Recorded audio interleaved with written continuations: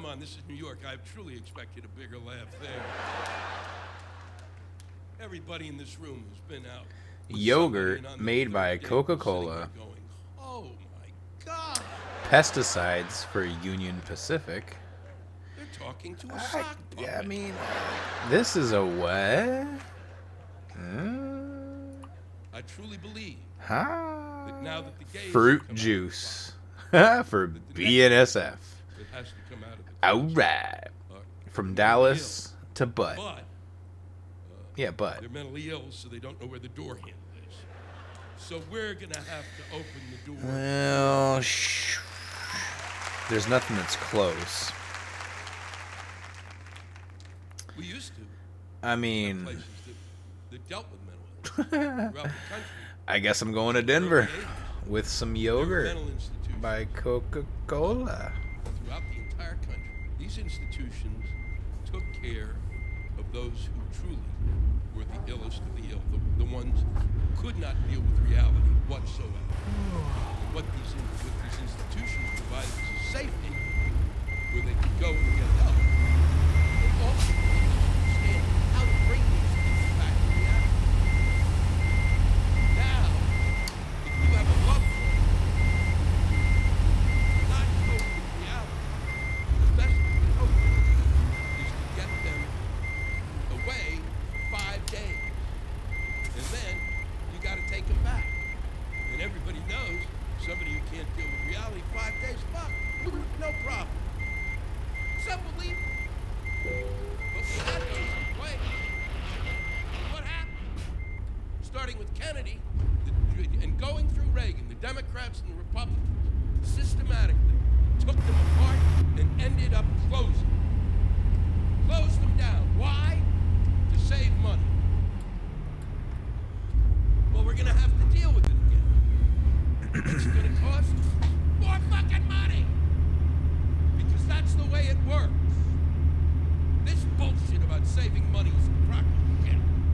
When you've got something, a big, big fucking problem, you deal with it. And you fucking pay for it. Because if you wait, it's more fucking expensive. And that's the Jew advising you on this.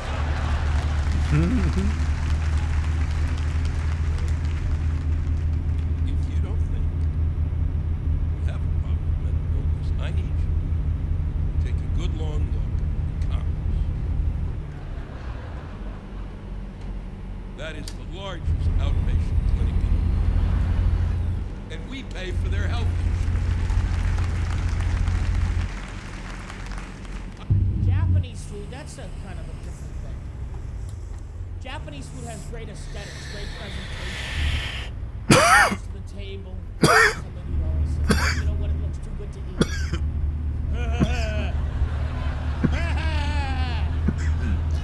We'll see how it looks. Don't you hate when you're at the table and somebody goes, oh, I was going to order that, I'll have some of yours. And lose your hand in the process.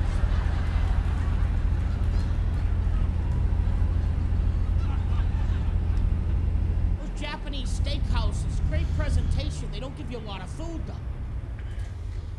They give you like a little bit. And the skinny people with me were complaining. You can't say anything, though. The guy's got a knife. Quiet, big boy. Oh, I think this is gonna be plenty. I think it was that last half cup of rice you gave me. It just... I am so full, I have to take my belt off. I am... Oh!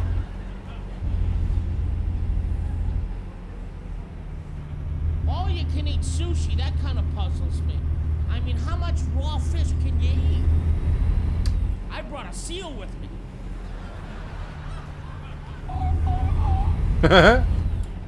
Come on, Andre. He ate buckets full. I don't like tea because they wrap it in that seaweed. And I guess it's really good for you, but I get that on the crack of my ass at the beach. I'm not eating it.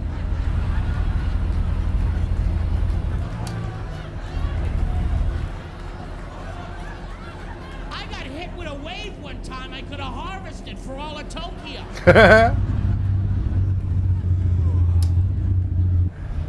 I can't eat that.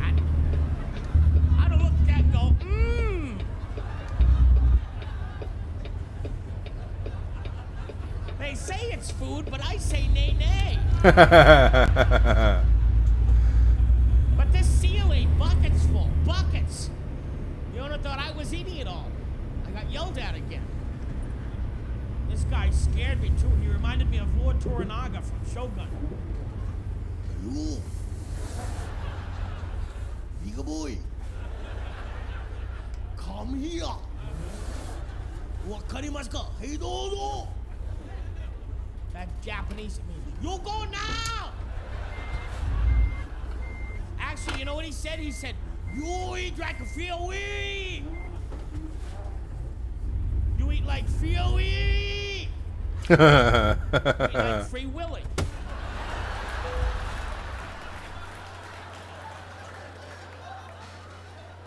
The Japanese hate that movie. They can't pronounce it.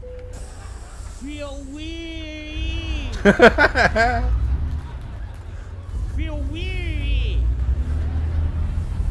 They try to see it over here in the movie theaters. They couldn't get in. What movie, please? Totigi's Free-Wee! No, you have to pick a movie, sir. See the movies up there? Free-Wee! Pick a movie. Feel weary, weary. I have no idea what you're saying, so you're gonna have to pick a movie. Feel weary. Feel weary is a fish, like a flipper. You know flipper? But a big flipper. Big flipper. Weary. Step out of line, please. Feel weary. Oh, forget it. We see Die Hard with a vengeance.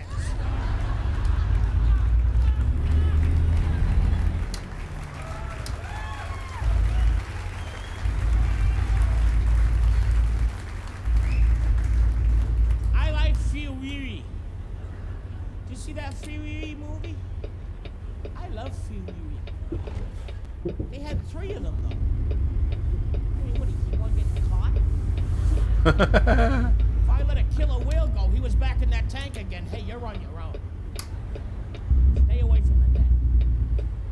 I like Fury 1. At the end of, did you see Fury? It was a good large mammal movie. I think they should let Weary go. I mean, those killer whales are kind of like humans of the ocean. They have family, they have friends, they're mammals. I mean, what if somebody threw me in a van they could do 6 shows a day for a buffet?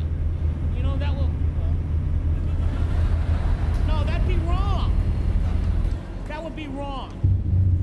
So, I liked at the end of Fury 1, when Weary jumps over the kid and then off into the ocean. That was amazing. He jumped over. I tried that in the water. I didn't come close to clearing that.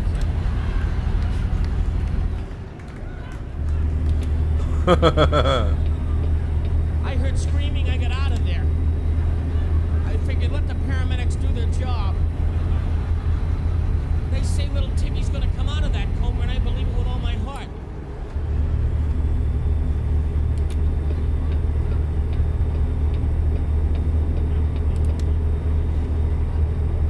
I get weirded out by shit, you know. Like I remember when I had my first apartment, my first apartment by myself, like single, got like nobody else lived there. So of course, bachelor pad. First thing I called phone sex. Out by that. Like it wasn't fucking yesterday, all right. I mean. It was a lot of years before, you know, like I still had dial-up at that point, you know, and it's just, you know, like it's, you know, you call up and it's like I didn't realize, like, you know, oh, I gotta talk to. I can't do that shit. Like if I could do that, there'd be a real girl here.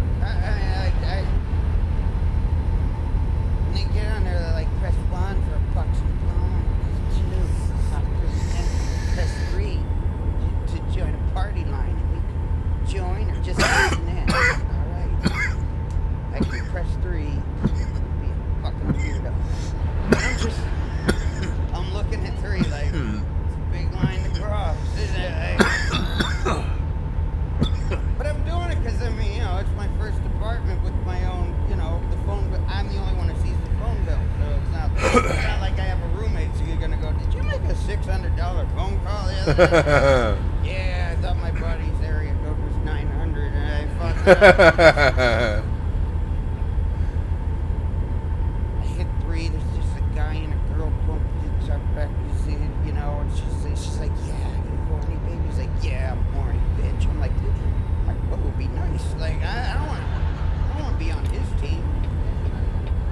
I'm just sitting there quiet, listening to him go back and forth. You know, yeah, baby, you're I'm like a fucking 10-year-old, you know.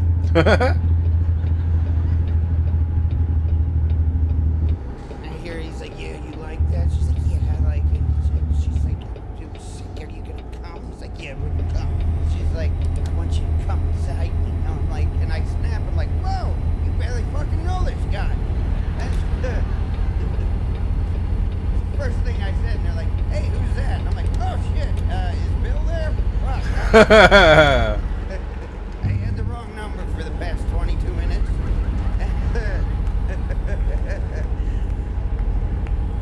I can't do that. I can't get into stuff like that. Like, I get weirded out. Like, I'm one of those guys that thinks too. Like, I can't say I've never had a one-night stand. It just wasn't my call.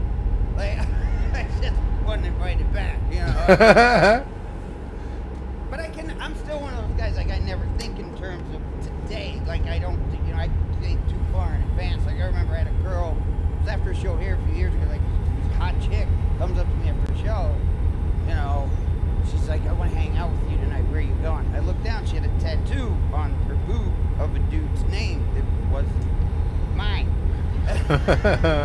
And I just can't think in terms of that. I'm like, that's gonna fucking bother me eventually. My mom's not gonna like that shit at all. Unless you remove that boob or I change my name to fucking Malik, that's gonna bug the shit out of me. So it's not gonna work out.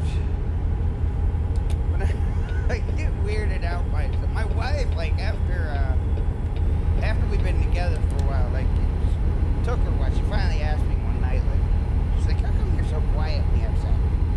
How come you don't make more noise when you have sex? I'm like, I guess because I'm not really used to there being another person. I wasn't really trying to draw a crowd up to this point, I guess. I'm like, do you really want me to make more noise? Listen to my voice. What's going to come out of here that's going to make this shit hotter, you know? Like, oh yeah, that's fucking sweet, baby. Like, you know, this is good for telling jokes, but it'll dry your shit up quick. And then I shut the fuck up there. She put me on the spot one night, though, where we're having sex. She's like, come on, talk dirty. I'm like, shut up. Like, it won't be fun. It'll be weird. Because nothing I say is going to sound cool. Some guys can say shit and sound cool. Like you watch porn. Those guys say shit I'm not going to say. Like, I can't imagine having that much confidence during sex. Oh, I'm going to come. Give me your forehead.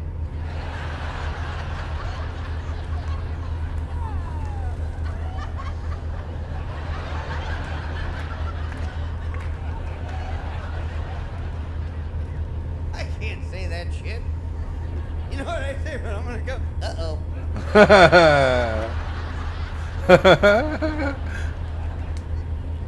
Fucking. I need a tissue.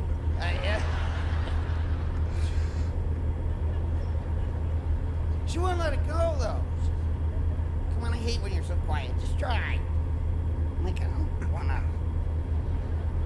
She's like, why not? I'm like, I don't know what to say. She's like, you can say anything. I don't care. I'm like, not you're wrong about that shit. And I feel weird having this fucking conversation right now. Because I can't say anything. Like, I was trying to think of shit to say that I could say. Like, I don't want to talk trash. I can't back up.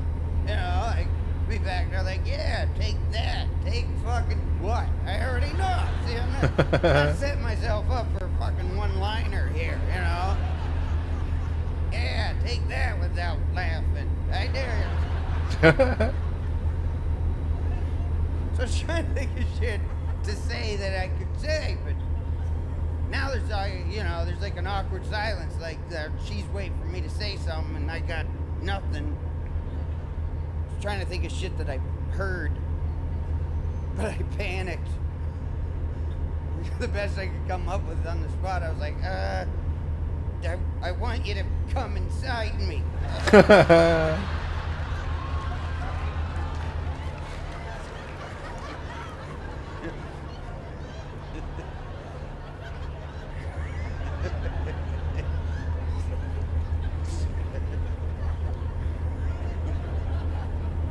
Then there was like a really long pause after that.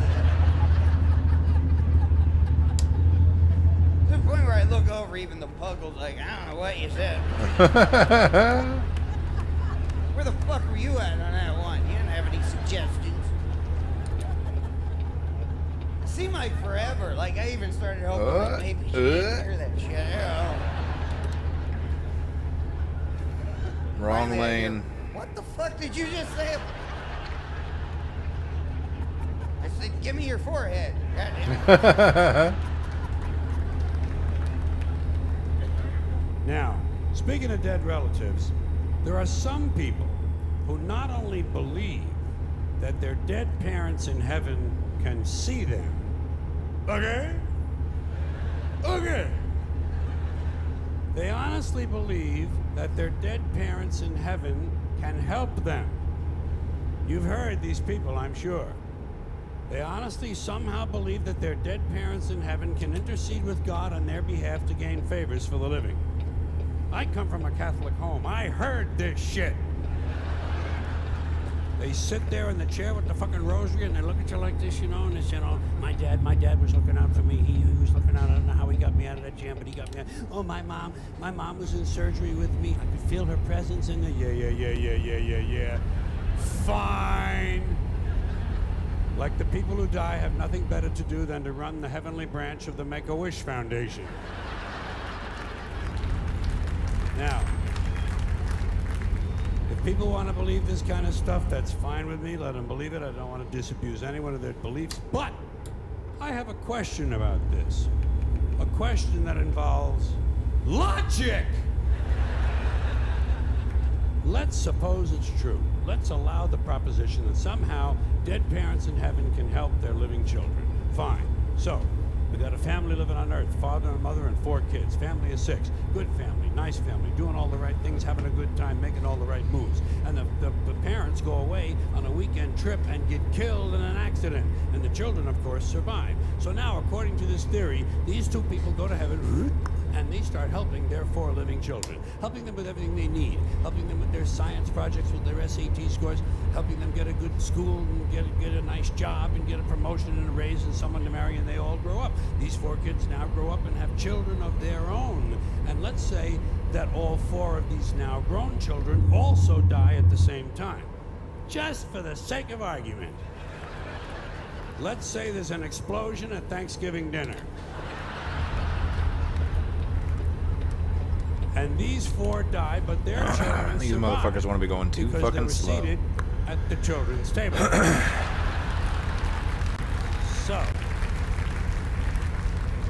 So now, according to the theory, these 4 go to heaven and they start helping their living children. But what happens to the original 2? What happens to the grandparents? Do they just go off duty now? What do? Is there a retirement program up there? Are there some activities for these people? Shuffleboard, pinball, online poker? There must be something they can do. Or do they have to remain on duty indefinitely? Do they have to keep on helping their living descendants forever and ever and ever? Is that what heaven's all about, helping the living? When do you get to just lie back on a cloud and take a fucking harp lesson? You know what I mean? Because people have been dying for a long time. There's been a lot of dead motherfuckers. Did you know that? Yes, you knew there's a lot of dead motherfuckers. We've had 100 billion people live on this earth. That's what the experts say. 100 billion people have lived here. So let's say half of them died and went to heaven. That's 50 billion people up there. That's a pretty crowded place. It must get pretty busy and pretty hectic up there. And God must get pretty pissed off with all these favors. Yeah, I know. Spelling test Tuesday. Get the fuck out of here with your favors. Get the fuck out of here.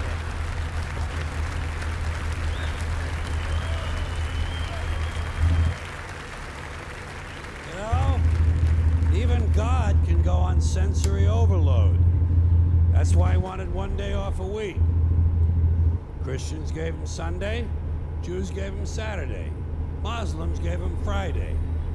God has a 3-day weekend, which is probably just what he needs. Here's the beautiful part. When you decide who you want to spend your life with, Come on, make sure it's motherfucker. somebody who loves you for who you are and what you are and your good side and your bad side. Find somebody. Good luck. Good luck. Because if you got a dude that drinks and you want a dude that don't drink, make it easy on yourself. Date a dude that don't drink. So when you get married, he's gonna fucking drink more. It's natural. So that way you're not at the wedding counting his drinks. You're laughing. Good. You see.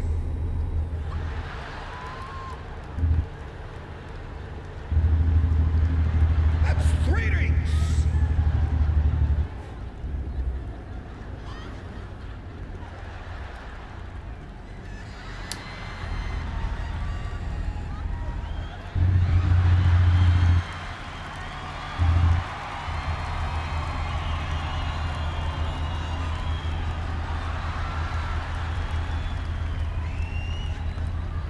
And they run up on you and yell at you, but they think that they're whispering, I don't like you when you're drunk. Fuck, you scared me. Took it easy.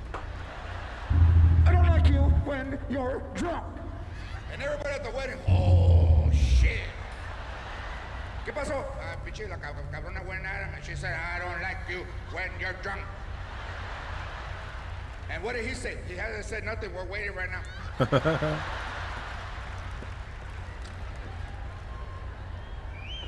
I don't like you when you're drunk. Well, ¿sabes qué? I don't like you when I'm sober.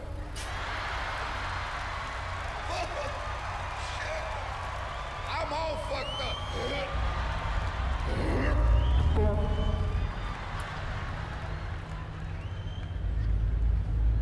Shit, I remember my first year in the Navy, I made $24,000 for the year. I called my mom. I said, you ain't got to work no more.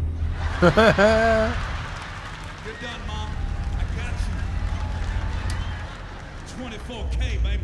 I told you I was going to do something with my life.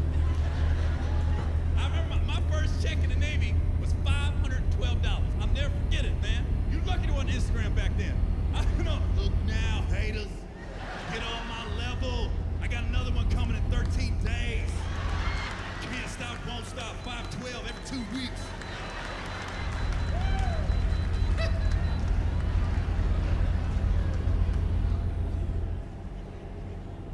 I was a cop when I was in Navy too. I was a cop. You know, I was a great These cop fucking to Texas the way public. I was stations. terrible for the Navy itself. But I just let everybody go. You know, it's a lot of paperwork when you arrest people. I didn't know that. Like I was a cop, and that's why I got stationed in San Antonio because I was at Lackland. That's where the police academy was. So I go to police academy in San Antonio, and then I graduate. Then they send me to San Diego. I'm on a big ass base. They put me on nights. I'm working 6 p.m. to 6 a.m. You know, when I first got on the base, I wanted to be a good cop. I was like, okay, crime's about to cease. Officer Owen is here. Shit's about to change. My first Friday night on the base, I pulled this guy over. I gave him a DUI. I was like, fuck yeah, my first DUI. Now keep in mind, I pulled this guy over at 3 in the morning. Supposed to be working 6 in the morning. At 9 a.m., I was still on the base doing paperwork on his DUI. I looked at my partner. I was like, this will last. Motherfucker, this is about to be a dangerous base. I ain't getting paid overtime for this bullshit. This motherfucker. I had a whole new outlook on drunk driving after that day. I really did. Because before that day, you drink and drive, you're going down, no excuses. After the day, I didn't look at it like that. Because 9 times out of 10, guys I was pulling over, they were coming back from Tijuana, right? They were too young to drink in the States. They had to go to Mexico and drink. And I can always tell when somebody's fucked up when you're trying to get on the base late at night. Because other than your driving test, the only time you 10 and 2 on a steering wheel is when you're fucked up, you know? So if I see 10 and 2, I like that. Woo! And everybody gives you the same answer. Been drinking tonight? 2 beers? Just 2 beers, man. 2 beers. Be honest, man. This might work out for you. You just gotta be honest with me. 14 tequila shots also. Didn't lie about the 2 beer. I forgot about the 14 tequila shots. Okay, man, I just want to got your story straight. So you went down to Tijuana and you got drunk and you made the irresponsible decision, get behind the wheel of the car. As you was driving back to the base, somehow you got past the federales, somehow you got past the Border Patrol, somehow you got past California Highway Patrol, somehow you got past San Diego PD. Son, you did what you had to do to get back to the base. Welcome home, baby, you made it, you made it!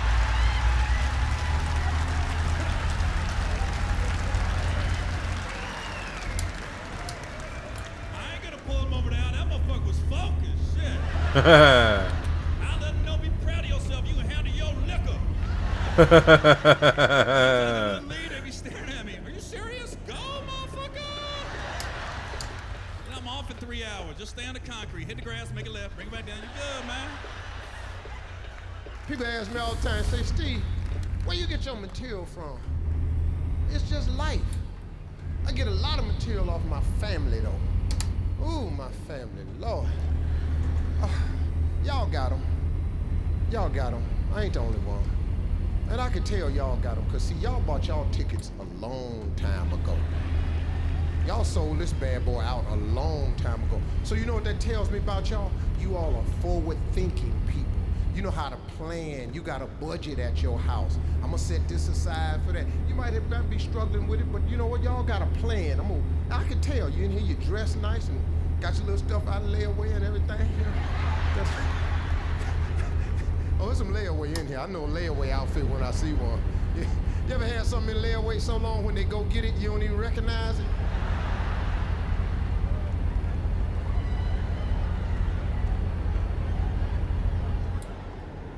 And y'all dress nice because you forward-thinking people. You plan. See, and then you got your money lined up, and just because you doing better. A lot of y'all, sometimes you first college graduate in your family, or first person to go to college. Sometimes you the first person to hold a good job down, first person to try to stay with a job for some years, get you a little position down there, some seniority. But now you got them family members that think cause you doing good, that they supposed to be doing good just cause you doing good. Now every time they get in a little scratch or a little patch or hit, then here they calling you. See, that's what I can't stand. See, what you calling me for? See, if you ain't know me, what would you do? Then please get to doing it. Please, whatever it is you would do if you did not have my number, please get to doing it. So I'm gonna teach y'all something. When somebody call you and leave a message, talking about they got an emergency, please call back. If it ain't your child, and it ain't in the middle of the night where somebody got killed or something like that, in the middle of the night is this when them calls come. If it ain't your child, here's what I do. When somebody call me and leave a message, say they got emergency, I wait 2.5 weeks before I call them back. I get that emergency time to blow over. Then act like you just got the message, call them and say, hey man, did you call me a couple of weeks ago? Yeah, man, what was wrong? Oh man, I handled that already. Okay, cool, click. Don't give them time to go into it. Let the emergency blow over, because listen to me, my father taught me something about giving away all your money. Best thing you can do for poor people is not be one of them. That's all you could do. You give all yours away, they ain't gonna be calling you no more. So just hold on to your money. See, y'all done playing that out. I got them relatives, man. Lord have mercy. I love my family, but boy, my family in Cleveland, woo. They will worry your ass to death. See, you know, that's area code 216. So what I done did is I done got all the 216 calls blocked. I ain't just got it blocked. I got where the phone, when 216 come up, the phone cut off and the battery fall on the ground. You know, you can do that. You get somebody good with computers, it just the battery detached, 216 click fall. Make sure our ass don't be talking. Just gotta be careful. I'm talking to real niggas now. Steve Harvey is not really funny at all. Left. There's so many fake niggas, so many fake bitch-ass niggas that now it's almost becoming warfare now. Real niggas got to start sticking together because the bitch niggas are taking over. And I know you thinking, well, how do I know what a bitch nigga is on sight? You see, a bitch nigga don't respect the game. He don't respect the struggle. These niggas don't want to struggle. They don't want to be a baller the difficult way.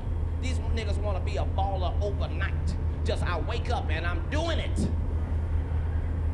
I saw some shit in DC today that hurt my spirit as a nigga. And I'm hoping that the nigga I'm finna talk about is in this motherfucker so I can talk about him personally. Y'all not gonna believe this. I'm in a limo and I'm in the back and we stop at a light and in my peripheral I see some niggas looking confused. It mean out of niggas' side vision, It's a nigga in the back thought it was a car. That nigga got a peripheral? They don't even come out till 2006. So in my peripheral, I saw a nigga today. I saw a nigga with spinner hubcaps. What part of the game is this? That motherfucker didn't even spin on their own. This nigga had to get out the car and spin them bitches manually. This is bullshit.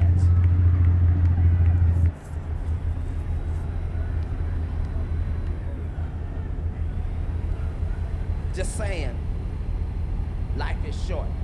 I'm in Hollywood, I'm finding out most of the shit in Hollywood ain't even real. Some things are real, but some shit ain't real. I met DMX 2 months ago. This nigga is 2 inches taller than me. I don't know why I thought that nigga was 6'12" or something. That nigga is my size. And he really talk like that. We in the restaurant, hey, yo, bitch. Let me get some water and some lemon. Nigga, why are you hollering? We're in a restaurant. Don't nobody holler like that at a restaurant. You know that nigga was shit in school, couldn't cheat at all. Yeah. Hey, yo, bitch. What's the answer to number 7? Nigga, you need to be in a special class. Who the fuck is that? So, I'm in LA and I'm hanging out with, I found out all weed smokers are not created equal.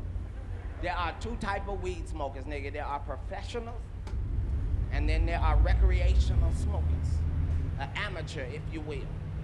I'm fucking around with Snoop. This nigga is a professional. This nigga love weed like most niggas love Jesus. I'm talking about professional. We doing the Tracy Morgan show. This nigga say, when we take our break, we're gonna go to my dressing room and hit some weed. Now, out of that conversation, I took 3 words, hit some weed. Okay, nigga, ain't nobody scared to hit some weed. I done hit weed all over the country, nigga. So I go in the dressing room, it's me, Snoop, his 2 niggas. I watch them roll it up, put it in rotation.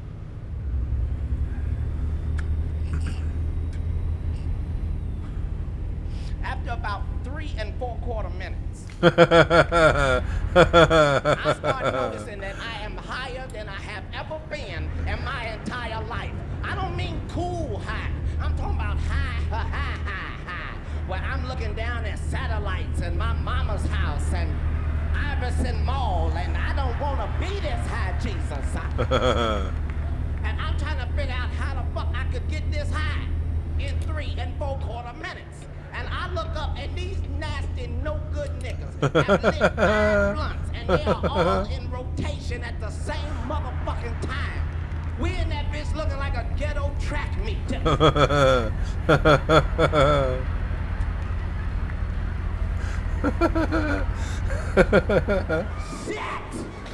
How high are we trying to be? And I swear, oh God, these niggas put the blunt out and went right back on the show like ain't nothing happened. Meanwhile, I'm in the bathroom trying to remember what fucking show I'm on. I'm just like, shit. Am I Gary Coleman? I don't understand. Why?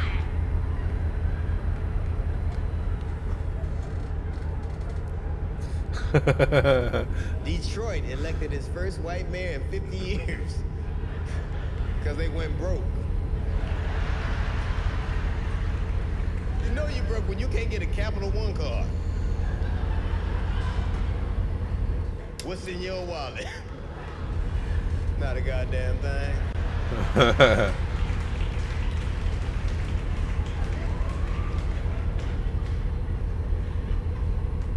O.J. Simpson's back in the news. That's a fat fucker now, huh? He went from O.J. to Mountain Dew, didn't he? O.J. went to jail and lost his neck. I'm innocent! Ariel Castro, the man in Cleveland, the bus driver in Cleveland, had 3 girls chained in his basement for 11 years. This motherfucker recently committed suicide. Now, they had him on suicide watch, but they only checked every 3 days. Like,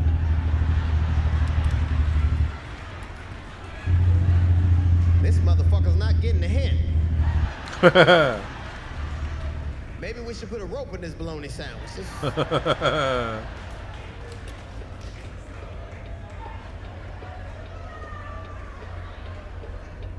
They gave him life plus 1,000 years. And that was the deal that he accepted. What a shitty lawyer he had. Listen, I've been negotiating with the prosecutor all week. I've managed to get them to agree to life plus 1,000 years. I'll take it. Charles Ramsey, the man who rescued those 3 girls. How come white people always find the craziest looking black man to tell them what happened? Not you, sir. You look too normal. You, the barber from Coming to America.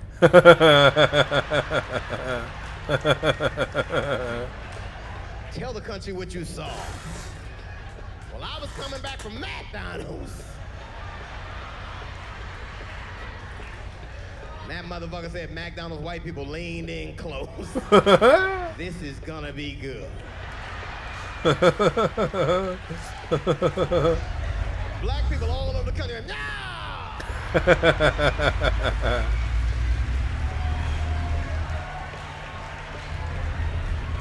This motherfucker said McDonald's on CNN. I ain't going to work tomorrow. I don't want to hear that shit in the break room. Hey, like that, you want to go to McDonald's? Fuck you, Ralph. Ain't never been no goddamn McDonald's. McDonald's.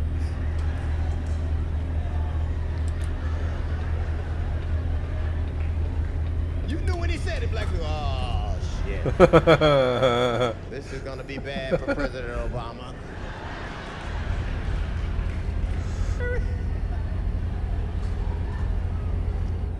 Here's what tripped me out, that they called him a hero. He said, I was coming back from McDonald's,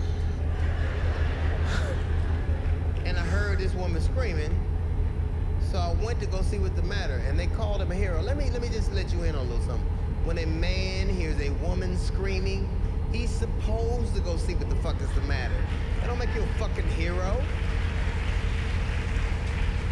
That's called human empathy. That's why God gave us screams so motherfuckers would come. And come. Whatever. Whatever.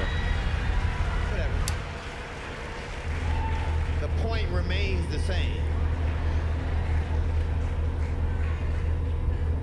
Now when women are in a crisis situation, they say never yell help, yell fire. Because no one will even bother to come help you. That's how fucked up we are as human beings. He won't come help you, but he will come to see some shit burn up. Hey, lady, I know you naked and bleeding, but have you seen the fire? Oh, lad. You made me put down my McDonald's for this shit? If the throat didn't hurt so bad right now.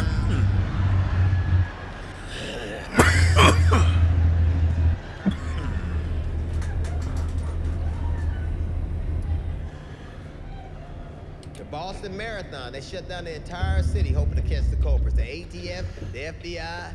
That's not what caught the terrorists. What caught the terrorists was a dude who had his legs blown off.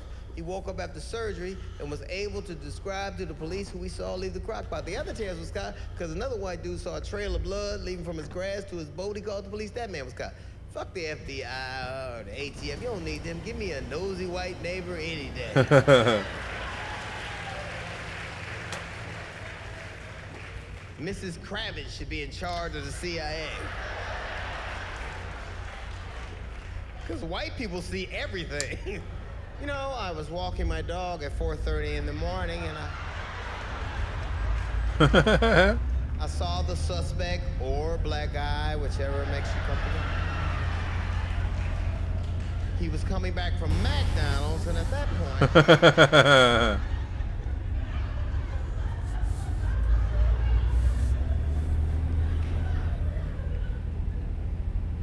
You can't be so hard on your kids, man. One of my friends got a teenage daughter. He's too strict. I told him, I said, you gotta relax. That girl gonna do what she wanna do when you're not around anyway. Relax, man. He said, Kev, let me tell you something. Do what you wanna do with your kids. Don't tell me how to raise my kids. I said, you're right, I apologize. Now, this isn't funny, but it made me laugh, okay? He goes through his daughter's phone. He found a picture of little boy's thing on the phone, right? Now, it's my friend, okay? Tells me everything. It's not funny that he found a picture of a little boy's thing on the phone. It was funny the way he told me. Because he confides in me. He tells me everything. He comes on the tour bus. He mad as shit. He said, Kev, you ain't gonna believe this. I go through Tiffany's phone. I found a picture of a little boy's situation on the phone. I said, what? What? I found a picture of the hot dog without the bun on the phone. What are you talking? A tabernacle. It's a dick on the phone. She got a dick on the phone. I didn't know what to say. So I just kept repeating what he said. I said, so you telling me it's a dick on the phone? He said, it's a dick on the phone. I said, so right now, if I look in the phone, there's gonna be a dick in it. I said, well, what you gonna do? He said, what you think I'm gonna do? I'm about to go to the school. I said, well, why you going to the school? He said, why you think I'm about to find out whose dick it was? That's why I'm going to the school. I said, yo, I don't think that's a good look. I don't think you should do that. I don't think you should go to the school with a picture of a little boy's dick in the phone and try to match it up to other little boys. That's a little pedophile-ish, don't you think? Like, you'll be in jail before 3 o'clock. He said, well, what would you do? By far the most difficult question I've ever been asked in my life. He said, what would you do? And I thought about it. I was like, I don't know. I don't know what I would do if I found a picture of a little boy's thing on my daughter's phone. I don't know what I would do. I'd probably punch her in the throat. I really don't know. Because I got a son too, okay? Now if I find out that my son is pulling this thing out of school, when his mother's around, I'm gonna have an attitude. I'm gonna have a lot of stuff to say. Really? Really, dude?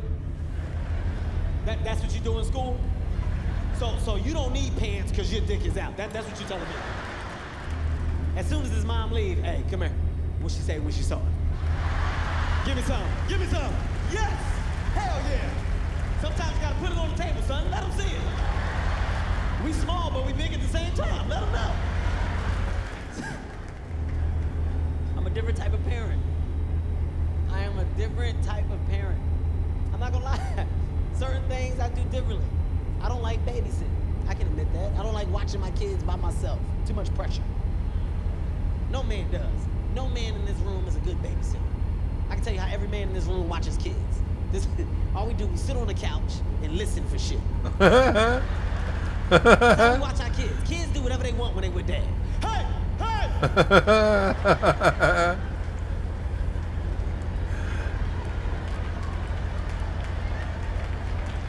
I know y'all not in that toilet. Y'all better not be in that toilet. We ain't gonna do nothing. I definitely don't like watching other people's kids. It's too much pressure. There's nothing worse than watching somebody else's baby and you give them their baby back in the condition that they didn't give you their baby in. Like, you ever have to explain something to somebody before they see their baby? Hey, real quick before you look at your baby, let me ask you something. Your baby had 2 eyes for sure, right? Okay, so it happened here. Long story short, gas went off in the kitchen, blew the back of your baby face out. It was crazy. My baby knew what to do. He got in the oven. Your baby just stood there. Y'all don't run in your house? Don't nobody run in your house? I had one little girl get hurt over my house. Scariest thing ever, man. One little girl, right? My daughter got real big bunk beds. I'm in the living room, I'm watching TV. Her and her friends, they in the room playing. Out of nowhere, I hear a loud bang. Bang! Little girl start crying. Ah! Ah! I come in the room, right? All the girls are standing around her. They all standing around her. One girl's on her knee, looking at her face to face. This would almost made me laugh. When I came in the room, the girl looked at me. She's like,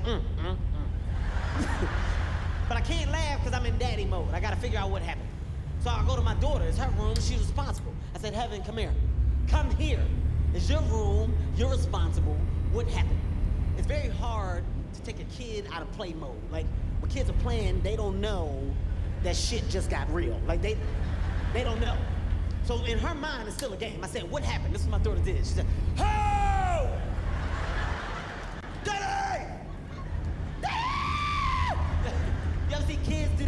shit. What's wrong with Stop shaking your face. Stop. What happened? This is the story my baby told me. She said, we got monsters, Daddy. There's a bunch of monsters in here. The prince came out, told us to get in the castle. The castle was at the top of the bunk bed. When we got up there, it was too many people in the castle. So, somebody had to go. We took a vote and she lost. I kicked her off. Wait, what? What? I kicked her off, Dad. It could have been anybody. My baby made an executive decision. I said, all right.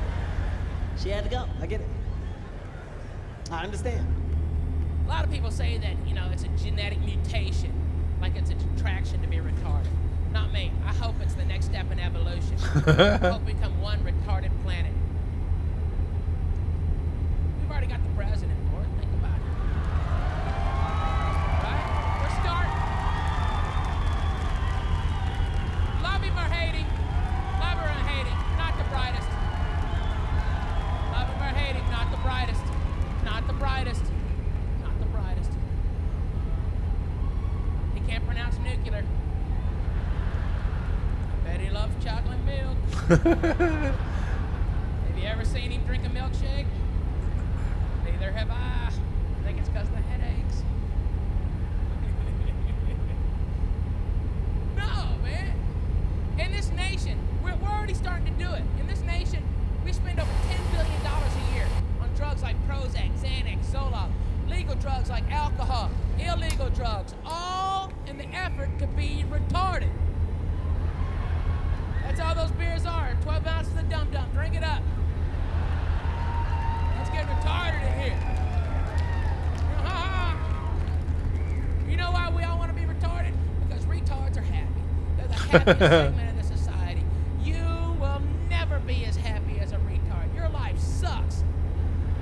It does. You could be given all the blessings in the world and you'd still bitch and moan about something. You could have $10 million in the bank. You'd be mad about how much taxes you gotta pay, or you can't get good at Mexican help no more. They done got uppity. Want a couple days off and $8 an hour. Jesus Christ, Paco, God. You'd be bitching about something.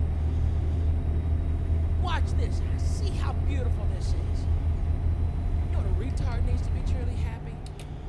Scooby-Doo lunchbox. A damn Scooby-Doo lunch. I love you, Scooby-Doo. I love you. Ah! And if that lunchbox has a thermos, he hit the damn lottery. Ooh, it got chocolate milk. Ooh, that's good. This is the greatest day of my life. Because they're happy with what they have. They don't covet other things. They're closer to God than we are. We should watch them and emulate them, man. Because they're happy. But I don't mean to be doom and gloom. I'm going to give you hope, friends. There's light at the end of the tunnel. I've worked it out, and I found out that the average American gets about 26 seconds of tard happy treatment.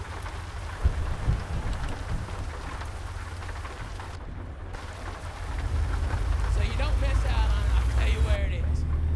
It's at the apex of a really, really, really good orgasm. Oh, yeah. Not them everyday ones where you're like, thanks. Okay. I'm talking about them once in a while ones. Girls, you know what I'm talking about.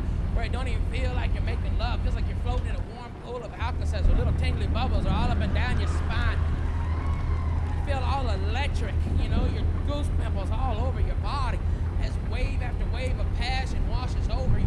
You and your partner just writhing, thrusting, just, ooh, climaxing to the tip-top part of that orgasm. Tard happy.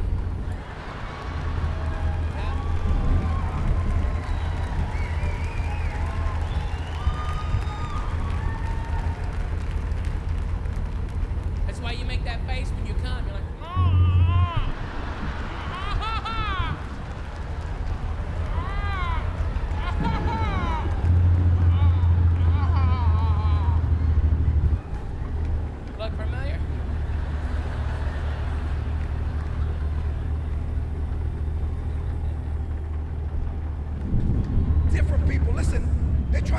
so safe for kids now. When they Halloween, when they go trick-or-treating, they don't even go at night anymore. Latinos, we want it to be pitch black. We don't want nobody to see us because we trick-or-treat well into our early 40s. Is that a man? No, I think it's a werewolf. Gachote, cabrón, gachote. And I live in one of those neighborhoods where they bring all the pobres, all the poor kids, all the black and Latino kids, bring them to the neighborhood where they get better candy and they answer the door. Not like in Latino houses.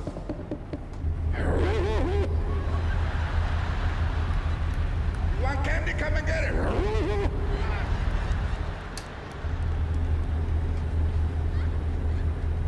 So they bring them to a better neighborhood. And I tell the women in the neighborhood, that's racist. That is racial profiling, bitch. It ain't racial profiling if you get it right. Only if you get it wrong. She goes, how do you know the Latinos? I said, you know how? Look, see my lemon tree?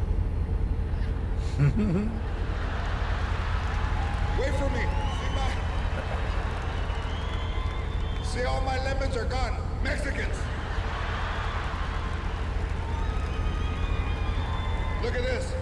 Clamato and a Corona. A chelada. Mexicanos.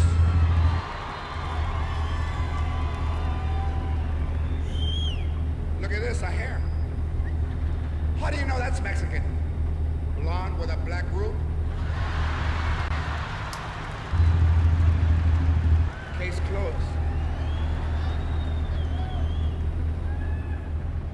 And little Latino kids, when they knock on the door, they stick their head in the house.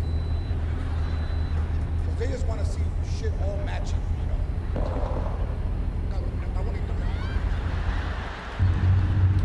They have plans inside. And with an accent, tring-a-tring. I'm sorry, I'm not. Tring-a-tring. Trick-a-treen, I don't. Do you want to go to Home Depot? I'm sorry, I'm not understanding.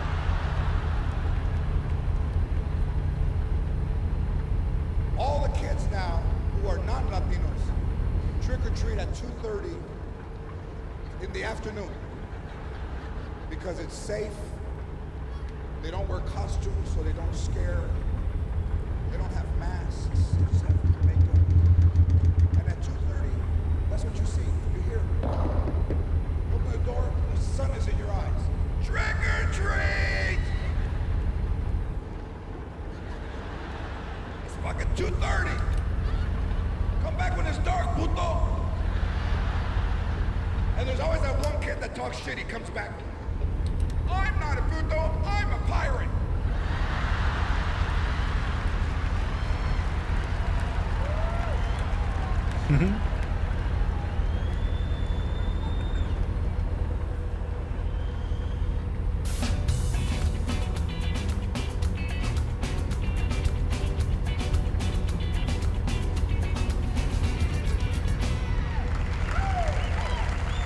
Ladies and gentlemen, Paul Rodriguez.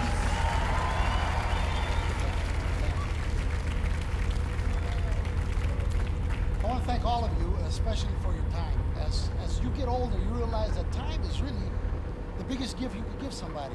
What got me to thinking about this was earlier this week I went to a funeral of a friend of mine from high school. As I sat there, I realized that no matter how hard you try, you always use the same cliches at funerals. Things like, there'll never be another one like you. You used it too. Boy, he's gonna be missed. Well, he wasn't by the guy that was shooting him. He loved to eat. He tells you he was Latino. You know, as I sat there, I kept thinking about what's it all about, Alfonso? You know, you get to a midlife crisis kind of thing. You know, well, that's something Caucasians, when they get depressed, they go see a psychiatrist, a psychotherapist, somebody who wants $90 an hour. When black people get depressed, they get the blues and they turn it into a song. When Latinos get depressed, we take a shot of tequila. There is no solution in drinking, but we do it anyway. You know, I sat there and I said, well, who do I talk to? You know, we don't go to psychiatrists or psychotherapists, you know, unless it's a court order. And then it's difficult, you know, to sit there and to tell them intimate things about yourself. And you know, we exaggerate, you know. Anybody ever touch your penis when you were young? Oh, yeah, lots of times.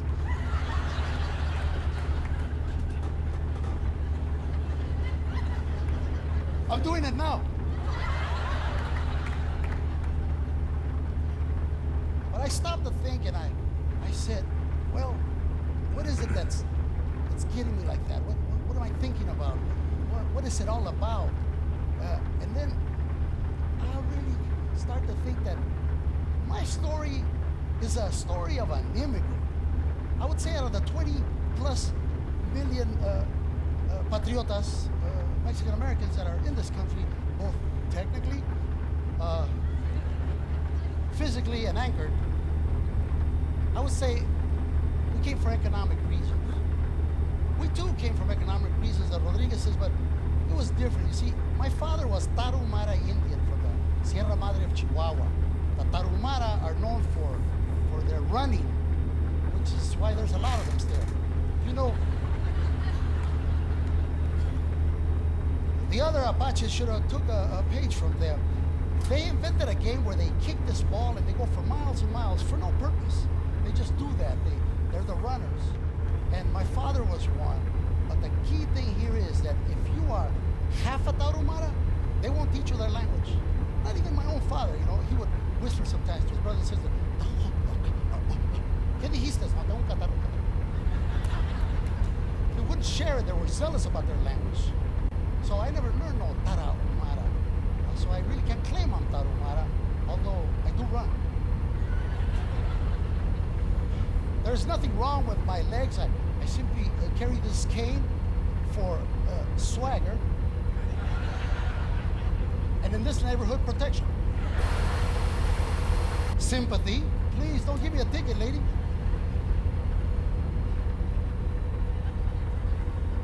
Pick the ones you like. We came to America due to the lack of security at the border and through the grace of God.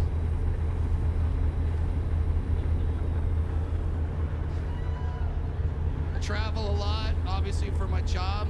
It's fun, but sometimes stuff happens. Like last week I was on the road and had a long flight. I had the window seat and the person next to me fell asleep, so I couldn't get up to go to the bathroom the entire time. So when I landed, I really had to go to the bathroom. So I run to the airport bathroom.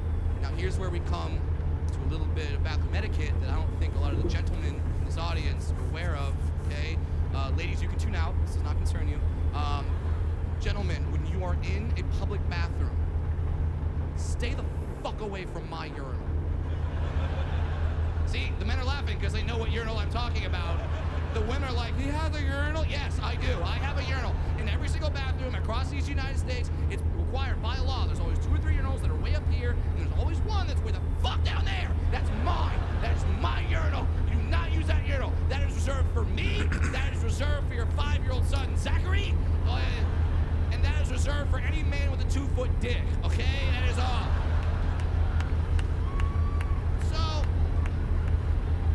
Black guy's clapping, it's like, I can use that shit. You can't. So I go to this bathroom. Now, in this airport bathroom, it's all open urinals. It's a cornucopia of urinals. One might even say they have a plethora of urinals. And they're all wide open. Only one is being taken up. Guess which one urinal is being taken up? Mine. All right? So now I'm behind the guy. I gotta do this like dwarf. I gotta pee dance like right behind him. Now other people are walking into the bathroom, they see a dwarf dancing right behind a guy. You see a dwarf dancing behind someone, you think I'm casting a spell on him or some shit. And then I just had this moment where I couldn't take it anymore. So I just looked at the dude, I was like, excuse me, sir! And he turned around, and this is exactly what he did. no exaggeration, he just turns around and goes, "No fucking way."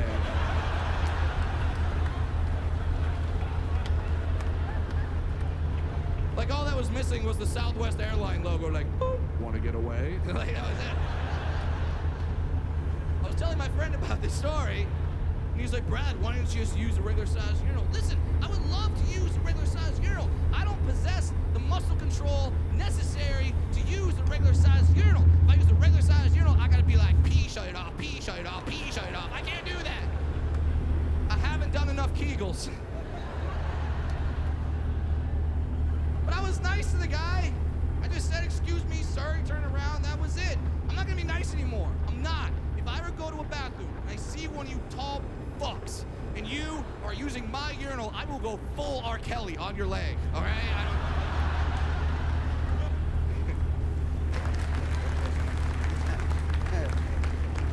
It's just, sex is something, I guess, I've always wished as a comedian I could talk more about sex and shit, but I don't know shit. Like, I was a virgin till I was 21. Thank you. And so, you would think laughter would hurt the most. The dead fucking silence that the collective hush of like,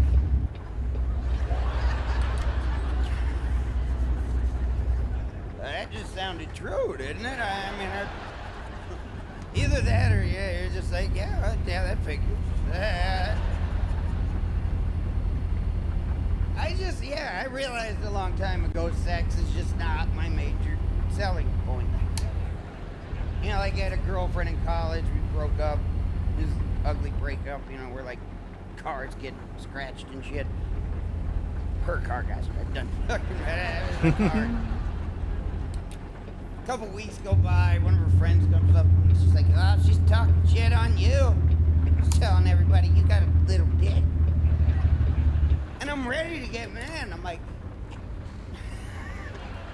was anybody surprised? I mean, like, who was looking at me before that going, "I'll bet he's packing fucking thunder"? I mean,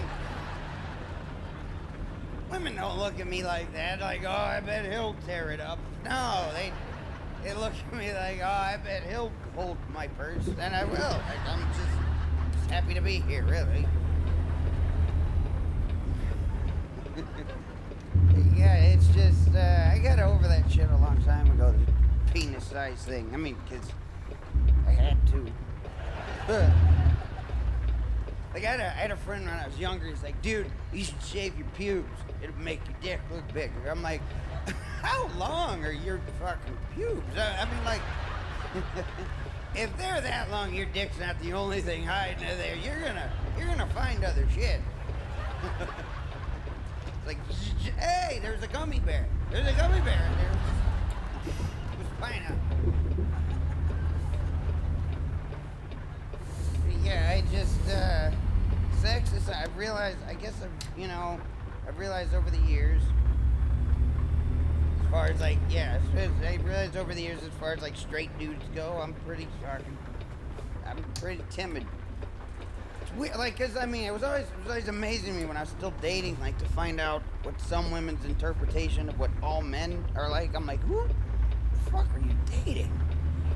All of you men are the same. All of you cheat. All of you like anal. All of you want to choke me during sex. I'm like, I think you were just raped. I don't think that was...